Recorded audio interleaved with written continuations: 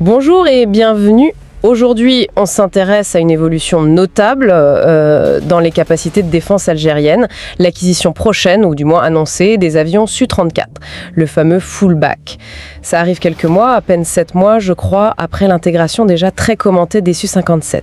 Effectivement, et cette arrivée annoncée du Su-34, elle soulève pas mal de questions stratégiques, c'est vrai. Oui. Notre objectif aujourd'hui, c'est un peu de décrypter ce que cet ajout signifie. Pour l'Algérie, bien sûr, mais aussi pour la région, l'équilibre des forces en Méditerranée, au Sahel. En se basant sur ce qu'on sait, évidemment. Exactement. Il ne s'agit pas juste d'un avion de plus dans l'avantage, quoi. Justement, plongeons là-dedans. Ce Su-34, c'est quoi exactement? Parce qu'on entend souvent chasseur-bombardier, mais c'est plus que ça, non? Ah oui, c'est bien plus spécifique. Il faut vraiment le voir comme une plateforme de bombardement. Quasi dédiée, mais très avancée. D'accord. Sa spécialité, ce sont les frappes précises à longue distance, contre des cibles au sol, sur mer et même des cibles mobiles, ce qui est crucial aujourd'hui. Et avec une grosse capacité d'emport, j'ai lu. Oui, une grosse autonomie en vol et une charge utile conséquente. On parle de jusqu'à 8 tonnes de munitions diverses. Guidés laser, GPS, anti-radar, anti-navire. C'est une vraie capacité de projection. 8 tonnes. Longue portée. Bon, là l'implication stratégique, elle saute aux yeux, hein. C'est une capacité offensive assez marquée quand même. Est-ce que ça veut dire que l'Algérie change de doctrine? Elle qui était plutôt axée sur la défense stricte de son territoire. C'est là que ça devient intéressant, justement. L'intention affichée et ce qu'on peut déduire des postures régionales, ça ne semble pas être une volonté d'aventure militaire, d'offensive pure. Ah bon? On parle plutôt de consolider ce qu'on appelle parfois une dissuasion tranquille. Une expression un peu paradoxale, mais qui a du sens. Une dissuasion tranquille? Expliquez-nous ça. L'idée, si vous voulez, c'est de protéger les intérêts nationaux, les frontières immenses, les ressources, les lignes maritimes, et surtout de décourager toute erreur d'appréciation dans un voisinage, disons, complexe. Instable, oui. Voilà. Donc cet achat, il faut le voir comme une étape logique dans une stratégie algérienne de long terme. Diversification des fournisseurs pour rester autonome, acquisition de technologies pointues, modernisation face aux menaces. Donc c'est une pièce d'un puzzle plus large, pas une initiative isolée. Tout à fait. Le Su-34 vient compléter autre chose. Il vient s'ajouter aux capacités furtives du Su-57 et s'articuler avec les défenses au sol, les systèmes navaux. L'objectif serait de créer un réseau de défense cohérent, une sorte de système intégré. C'est exactement ça. Construire ce que les stratèges appellent une équation opérationnelle. Un système où chaque élément a son rôle. D'accord. Le Su-57, par exemple, avec sa furtivité, il est là pour ouvrir la voie, assurer la supériorité aérienne face aux menaces les plus sophistiquées. Le parapluie qualitatif, comme on dit parfois? Voilà. Et le Fu-34, lui, il arrive derrière, si besoin, pour la frappe précise, massive, à distance de sécurité, et tout ça en lien avec l'appui aux forces terrestres, le contrôle maritime en Méditerranée, sans oublier la profondeur saharienne. Le choix du Su-34 n'est donc pas anodin dans cette architecture? Absolument pas. Il répond à un besoin précis. Revenons sur ses capacités propres, ce rayon d'action. Près de 4500 km, c'est ça? Sans ravitaillement? Ce n'est pas qu'un chiffre. Qu'est-ce que ça change concrètement? Ah, mais ça change énormément de choses. 4500 km, ça veut dire couvrir une zone immense, de la Méditerranée centrale jusqu'au cœur du Sahel, et y rester un certain temps. C'est ça qui est important, la durée sur zone. Oui, ce n'est pas juste atteindre une cible lointaine. C'est la capacité de loitering, comme disent les anglo-saxons. Patrouiller, surveiller pendant des heures, appuyer des troupes au sol sur la durée. Ou intervenir loin sans dépendre tout de suite des ravitailleurs, qui sont vulnérables. Exactement. Dans des théâtres aussi vastes, cette endurance, cette allonge, ça offre une flexibilité énorme pour la surveillance des frontières ou pour des frappes ciblées, dans le cadre défini bien sûr. C'est pouvoir peser durablement sur des zones éloignées. On le compare souvent, peut-être un peu vite, à des avions comme le Rafale ou certains F-16. Est-ce que c'est pertinent comme comparaison ou il joue vraiment dans une autre catégorie? La comparaison directe est toujours délicate. Les philosophies de conception sont différentes. Le Su-34, il ne mise pas tout sur la furtivité, hein. Sa signature radar est plus importante que celle d'un Su-57 ou d'un F-35, c'est clair. D'accord, donc moins discret. Moins discret, mais il t'audepense par d'autres atouts majeurs. Cette charge utile massive dont on parlait, la diversité des armes qu'il peut emporter, et surtout une robustesse, une survivabilité pensée pour encaisser et opérer même dans des environnements défendus. La survivabilité, c'est-à-dire? C'est sa capacité à remplir sa mission et à rentrer à la base, même s'il est pris pour cible. Ça passe par du blindage sur certaines parties critiques, mais surtout par une suite de guerre électronique très complète. Brouillage radar, lance-leurre... Pour se protéger activement. Voilà. Donc, dans l'équation algérienne, on dirait que le Su-57, c'est pour la pénétration discrète, la supériorité aérienne, et le Su-34, c'est pour apporter la masse, la précision pour la frappe au sol ou anti-navire, souvent à distance de sécurité grâce aux missiles air-sol. C'est une complémentarité, en fait. Cette ingénierie stratifiée, comme vous dites, avec des rôles bien distincts, ça change quoi concrètement dans l'équilibre régional ? Est-ce que ce n'est pas perçu, malgré tout, comme une posture plus agressive, même si on parle de dissuasion? Ça modifie les calculs stratégiques pour tout le monde dans la région, c'est certain. La combinaison d'une capacité furtive pour ouvrir la porte et d'une capacité de frappe lourde et précise ensuite, ça rend une attaque surprise contre l'Algérie beaucoup plus compliquée. Et ça augmente le coût d'une éventuelle agression. Considérablement. Ça donne aussi aux décideurs algériens un éventail d'options.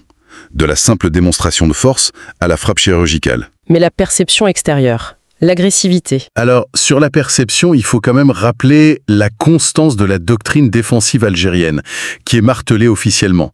Dissuasion, interdiction, protection du territoire et des intérêts vitaux. Une doctrine réaffirmée. Oui. Et cette acquisition est présentée comme l'aboutissement d'une planification longue, pas une réaction à chaud. N'oublions jamais le temps que prennent ces contrats, des années d'études, de négoces, de formation, de mise en place des infrastructures. C'est un investissement sur des décennies, en fait. Exactement. Ça suggère une vision stratégique, pas une simple réaction tactique à une tension passagère. Mais au-delà de la doctrine officielle, cette montée en gamme, n'est-ce pas aussi une façon, pour l'Algérie, de s'affirmer comme la puissance militaire dominante en Afrique du Nord et un acteur incontournable en Méditerranée? L'objectif semble bien être de consolider une position de puissance régionale. Une puissance crédible, respectée. Moins par les chiffres bruts que par la qualité technologique et la cohérence de la doctrine. Avoir les moyens de ses ambitions, en quelque sorte. Avoir les moyens de faire face à un spectre de menaces très large, oui. Le terrorisme au Sahel qui déborde sur les frontières, les réseaux criminels, les trafics, les tensions possibles aux frontières et bien sûr les rivalités en Méditerranée autour de l'énergie, des routes maritimes. Et c'est là que le Su-34 trouve sa place. C'est là qu'un bombardier polyvalent comme lui prend tout son sens, oui. Frapper des camps isolés, des infrastructures critiques, sécuriser les approches maritimes. Mais attention, son efficacité dépendra de son intégration dans un système global. Renseignement, surveillance, reconnaissance, l'ISR, avions radar type AWACS, drones, guerre électronique. Et si on élargit encore un peu, quand tous ces outils, les capteurs qui voient, les effecteurs qui frappent, les réseaux qui connectent, sont gérés par un système de commandement et contrôle, le fameux C2, qui est efficace, résilient. Là, le message est clair. Le message est très clair, pas de zone grise exploitable, pas d'opportunité facile pour déstabiliser. Et il y a une autre dimension, moins visible mais essentielle, développer les compétences nationales. La formation, le savoir-faire local. Exactement. Localisation du savoir, montée en compétences humaines. Un avion comme ça, ce n'est pas juste du métal, c'est un concentré de technologie. Gestion de données massives, fusion d'infos, intégration d'armes, ça demande des équipages très pointus, une doctrine affûtée, une logistique de maintenance. C'est l'investissement dans les matériels qui fait la différence. C'est ça qui transforme un achat d'équipement en une capacité réelle et durable. On parle de système C3I, commandement, contrôle, communication et renseignement bien intégrés. Donc, l'existence même de ce bras armé capable de frappes lointaines, précises, ça envoie des messages bien au-delà du militaire pur. C'est presque un outil diplomatique. Absolument. D'un côté, c'est un signal de réassurance pour les partenaires qui comptent sur la stabilité algérienne. De l'autre, c'est un signal de dissuasion très clair pour d'éventuels adversaires. Le message étant, le coût d'une confrontation serait prohibitif.